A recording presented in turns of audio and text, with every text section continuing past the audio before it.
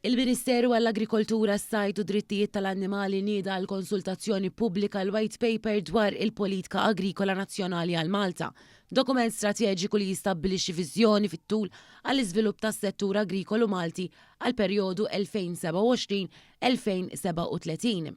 Id-dokument jippreżenta qafas ta' riformi mirati biex jissaħħa s-settur agrikolu f'Malta, fosthom billi jindirizza l-limitazzjoni u l-frammentazzjoni tal-art agrikola, il-kontinuità ġenerazzjonali u l-bżonn ta' aktar sostenibilità fl-użi tar-riżorsi naturali.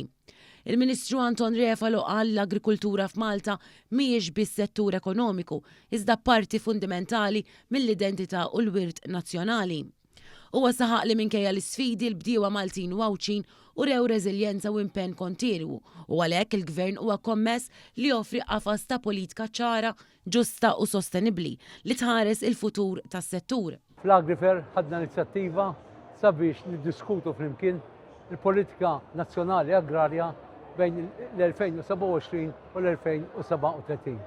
Di diskussjoni hija importanti ferm speċjalment għaliex iddiskutejna suġġetti importanti bħalma huma t-tibdil ġenerazzjonali kif ukoll il-preservazzjoni tar-raba agrikolu.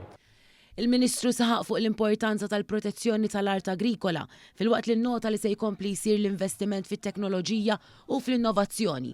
U għażiet jgħid li l-Gvern għandu lan li saħaħ l-aċċess għas-suq għall-prodotti lokali u jiżgura dħul aktar ġust tal-bdiewa. Il-konsultazzjoni pubblika se tibqa' miftuħa għal 7 ġimgħat u matul dan il-perjodu l-Ministeru qed jistieden lil bdiewa esperti u lil pubbliku in ġenerali biex jippreżentaw il-femiet u l-proposti tagħhom.